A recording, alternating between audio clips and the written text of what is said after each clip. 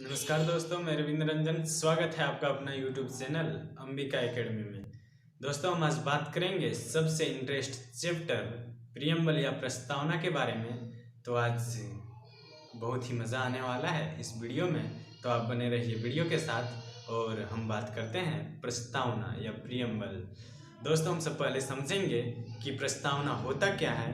तो हम सब जानते हैं हमारे संविधान में जो पहली पेज में वर्णन किया गया है वो प्रस्तावना ही वर्णन किया गया है। तो ध्यान रखेंगे कि हमारे संविधान का क्या उद्देश्य है, क्या लक्ष्य है, वो प्रियम्बल या प्रस्तावना को पढ़ने से ही पता चलता है। और ये प्रस्तावना वही प्रस्तावना है जो संविधान सभा का तीसरी बैठक 13 दिसंबर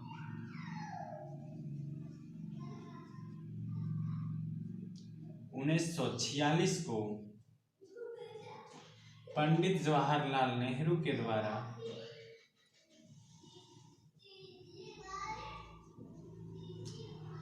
पेश किया गया था। प्रस्तावना, और यही प्रस्तावना को हम सब जानते हैं, बहुत सारे नाम से जाना जाता है। उद्देशिका आगे चलकर कहलाता है। इसे भूमिका भी कहते हैं। और दोस्तों, हम सब जानते हैं यही उद्देशिका या प्रस्तावना हमारे संविधान का आत्मा या कुंजी के नाम से जाना जाता है। दोस्तों, ध्यान रखेंगे कि अगर हम सबसे पूछा जाए कि बताइए हमारे संविधान का आत्मा किसे कहा जाता है, तो हम सब बताएंगे कि प्रियम्बल या प्रस्तावना को कहा जाता है। लेकिन किसी वक्ता का नाम देकर पूछा जाए कि बताइए B.R. अम्बेडकर के द्वारा संविधान का आत्मा या कुंजी किसे कहा जाता है, तो हम सब जानते हैं B.R.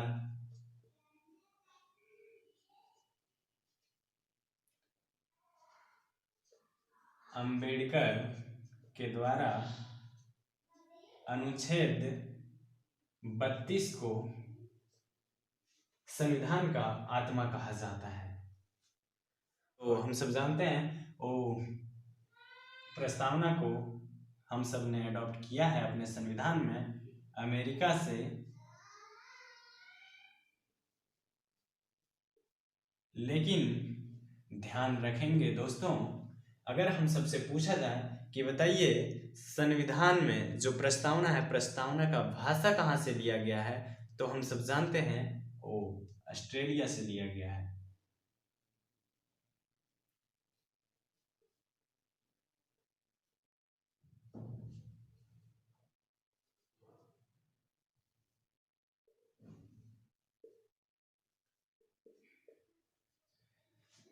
लेकिन हम सबसे पूछा जाए कि बताइए प्रस्तावना का शुरुआत कहाँ से होता है, तो हम सब जानते हैं हम भारत के लोग या वी द पीपल, हम भारत के लोग से शुरुआत होता है। और अगर पूछा जाए कि अंत कहाँ होता है, तो हम सब जानते हैं 26 नवंबर 1949 अंत होता है। और ध्यान रखेंगे इसी दिन हम सब जानते हैं हमारे संविधान को पारित किया गया था या अंगीकृत किया गया था। तो इसी दिन इसलिए हम सब बनाते हैं संविधान दिवस के रूप में।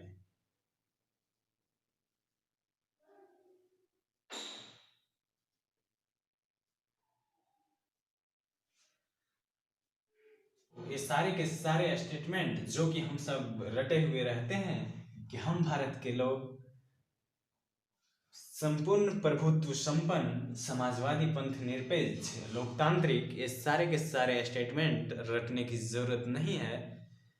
हम सब केवल और केवल वे शब्द याद रखेंगे जो प्रियम्बल या प्रस्तावना में ऐड किया गया है। तो उसको याद रखने के लिए हम सब शॉर्ट फॉर्म में याद रखेंगे सो SDR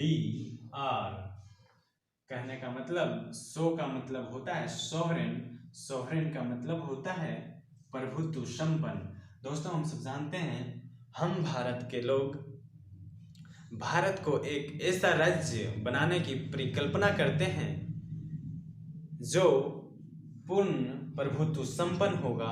और हम सब जानते हैं हमारे देश पर कोई बाहरी शक्ति या बाहरी पर्सन का कोई डोमिनेंस या अधिकार नहीं होगा। और दोस्तों हम सब जानते हैं हमारे देश के ही एक प्रतिनिधि के द्वारा हमारे देश का पूरे बागडोर संभाला जाता है। और हम सब जानते हैं भारत का राष्ट्रपति बनने के लिए जो पहली एलिजिबिलिटी है वो क्या है, तो हम सब जानते हैं वो है भारत का नागरिक होना चाहिए। हम सब होंगे सोशलिस्ट या समाजवादी, एस फॉर सेकुलर, या हम सब होंगे पंथ निरपेक्ष। दोस्तों हम सब जानते हैं हमारे देश का कोई धर्म नहीं हुआ करता है, हमारे देश में रहने वाले व्यक्ति का धर्म हुआ करता है। डी फॉर डेमोक्रेटिक, या हम सब होंगे लोकतांत्रिक। आर फॉर रिपब्लिक या गणतंत्र। और दोस्तों अगर हम सबसे पूछा जाए कि बताइए ये गणतंत्र या गणराज्य शब्द या रिपब्लिक वर्ड कहाँ से लिया गया है, तो हम सब जानते हैं फ्रांस से लिया गया है।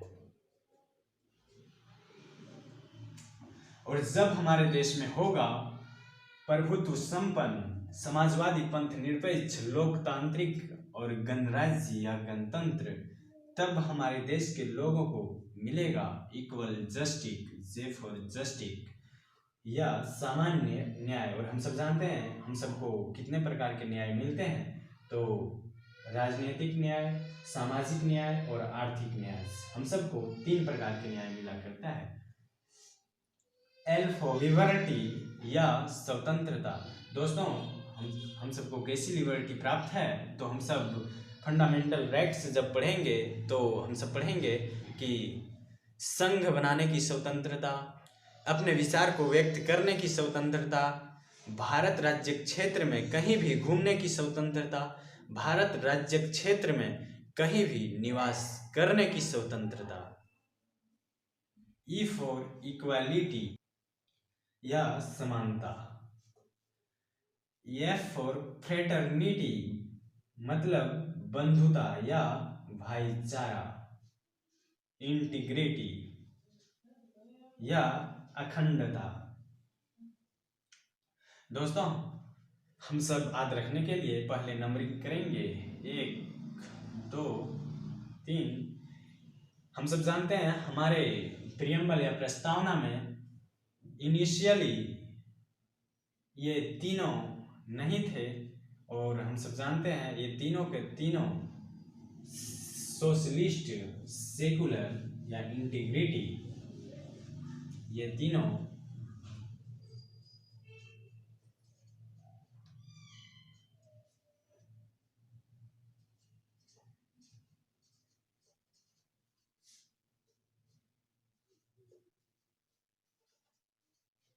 तीनों बाद में हमारे प्रस्तावना में समाहित किया गया है। और कब समाहित किया गया, तो दोस्तों ध्यान रखेंगे 42वां संविधान संशोधन 1976 में किया गया है।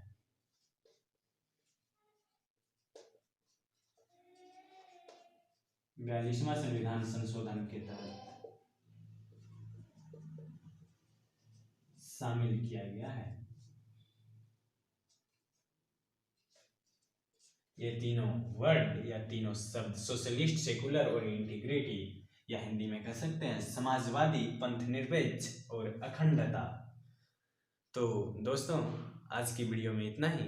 अगर हमारी वीडियो पसंद आए तो वीडियो को लाइक और चैनल को सब्सक्राइब और शेयर करना ना भूलें। और हाँ, स्कूल के टाइम पे आना गोरी डैम पे, तेरे लिए दिल है दीवाना, गोरिया तू चली आना। तो दोस्तों ध्यान रखेंगे कि अगली वीडियो देखने के लिए आ जाना।